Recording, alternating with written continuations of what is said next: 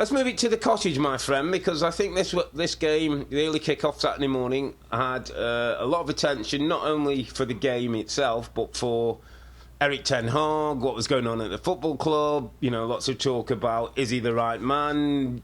Paper reports that, that they're looking for new managers, possibly, that he's lost the dressing room. All kinds of shouts coming out, Rob, that I felt ten Hag, it was one of those days where maybe less said, more action was going to be the way. And his team found a way, mate. It wasn't pretty. It wasn't the best football. It wasn't anything that I think gives you loads of confidence, but it was a win, and it was 3 points, and that's what they needed.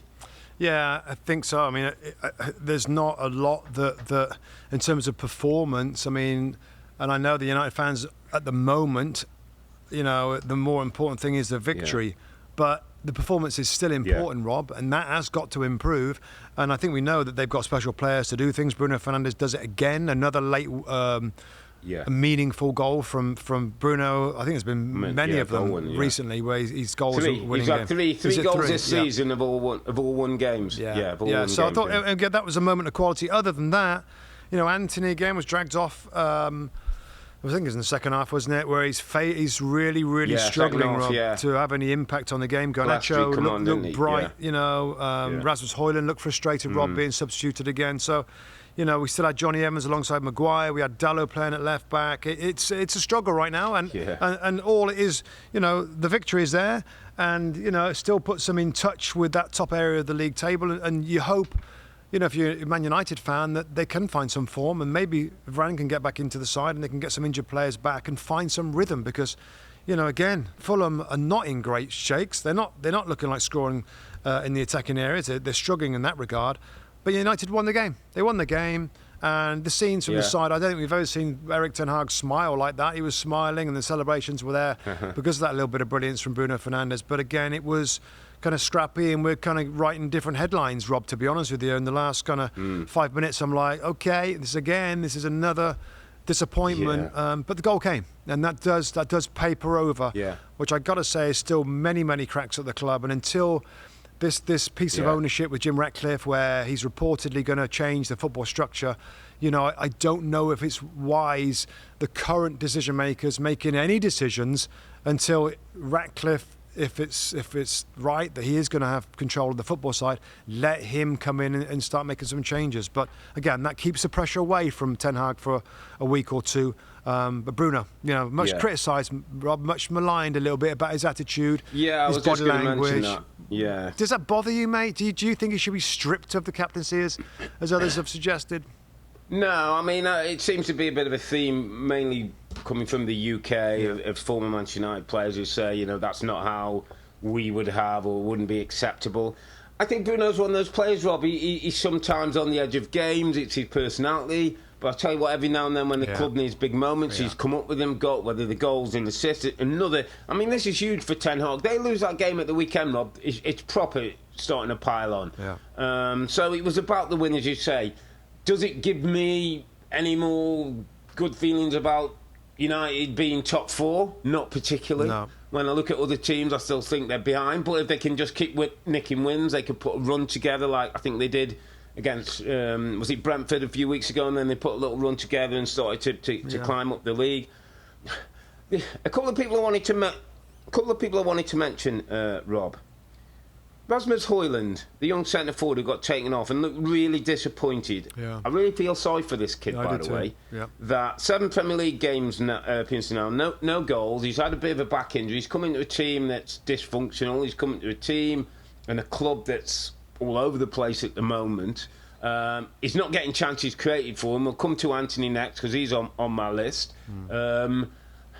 It's a tough one for him, Rob, and it's almost like he's going to play himself almost out the side onto the bench if goals don't come. And, as great as potential as he is, you need a centre forward who's going to at least look like he's going to fly in the back of the net. Yeah, that's right, Rob. And I think in an ideal world, he's won at 20 to come into games, play a little bit, come out, and there'll be somebody else that's there, maybe playing. I don't think Anthony Martial is probably established enough, is dominant enough to be that main guy for Rasmus to come in now and again and get some experience. To ask him to be the main man up there, week after week is difficult, and I'm totally with you. And even now, and I know he will hate to experience it. It might be an idea to sit him on the bench for a game or two. Okay, let's go again, because you don't want him to get bogged down. He would go again. It starts to affect your confidence. Reboot, get that all out. Let's get go the again. 7-8 games out, and then you start again. Another run now. Another excitement. Maybe get 1 and 2, 2 and 3, and all that. The goals he scored in the Champions League look quality. Some of his little finishes and stuff. So, that's one part of it. And Anthony, Rob. I mean, I've said about Anthony. What is there? Where do we go with him, Rob? There's reports they're trying to. There was a report about a potential swap deal to move Anthony out of Manchester United. I mean, it was a lot of money. It was $100 million. There's no product, Rob. For $100 million player. There's no end product. And if you're Rasmus Højlund at the top of the pitch, you want some people out there who are going to give you an opportunity, mate. Who are going to slide you through. Who are going to get to the byline. Who are going to put a couple of balls on the near post, and I can make a run. Yep. He's getting none of that. No. And I tell you, I think he needs sitting his backside on the bench for a little while now. Yeah. I think he's had his looks. I think he's 3 or 4 games. Take a look at it, have a rethink, and come back sharp again. Yeah. I mean, maybe... Just one, Rob, just a quick one, was Mason Mount as well. Go on, then. Well, with Mason Mount, that we go away to Fulham, I play McTominay and Eriksson. Eriksson's a lovely footballer, and we appreciate all that he does, but he's aging now, and we spent a load of money on Mason Mount. We buy him from Chelsea. He's a big, important piece of the jigsaw, and then he's on the bench, mate, and he comes on, late on, and just doesn't, I don't know, it doesn't feel right. Okay, so this is my thought on it. Mason Mount should be in a team somewhere, okay? That's what I'm like, Mason Mount, really like him as a player. Yep, it's been a difficult move in a difficult situation with this team, but he's a good player, should be in the side. And then I'm like, look at the team sheet. Well, how are they going to do that? And because Scott McTominay is the only player right now, he's a top scorer, for goodness sake, at Manchester United, Scott McTominay. So it wouldn't make sense to restrict him and pull him back. So who's going to sit? Casemiro's out injured, Rob. Amrabat, maybe you bring Amrabat back in, you find a way. Yeah. You drop Anthony. You push out Bruno to the right, which I don't like to do, but enabling. Get him in the 10, you have Amrabat, and that pushes out Eriksson, and you have McTominay, and you have Mason Mount. Between Mount, McTominay, and Amrabat, because he's the only one who can hold a little bit now. Yeah. Bruno to the right. And then, Rashford, when he comes back on the left-hand side, I think he had a heavy knock into this game, was not available.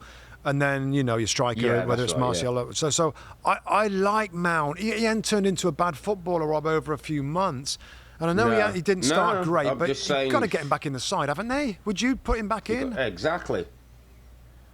I would, because I think you've got to, having spent that money, Rob, and know his ability, you've got to persevere and find a way. But again, I've talked about structure and the system not being right, and so he's in his head. I'm not sure if he's in the right space at the moment to go in that team and dictate games like we can. He's a guy we've seen for England and Chelsea run big games, mate. Absolutely dictate games, but maybe it's a sign of how things are going at Manchester United. Just one last one in here, and I know we've got to move on. I just thought, Robin, we should give a mention. I just thought the Manchester United fans, by the way, deserve a little mention. Yeah, it's good. They filled a spot out at Fulham.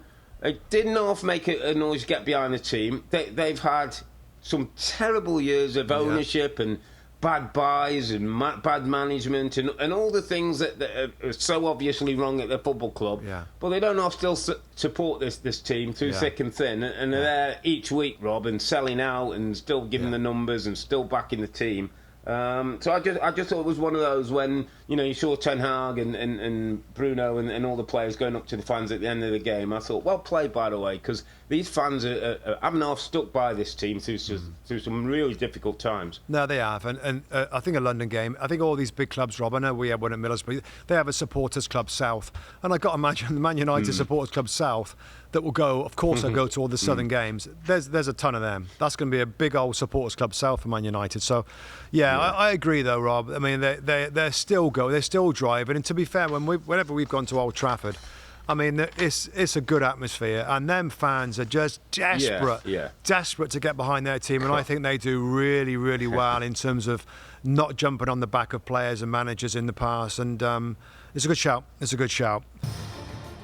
Hi there, I'm Rebecca Lowe, studio host for NBC's coverage of the Premier League. Don't forget to hit subscribe to watch more videos all season long. And for even more Premier League content, from original series to live matches, head over to Peacock. And be sure to tune in for Premier League mornings every weekend on USA Network and on Peacock.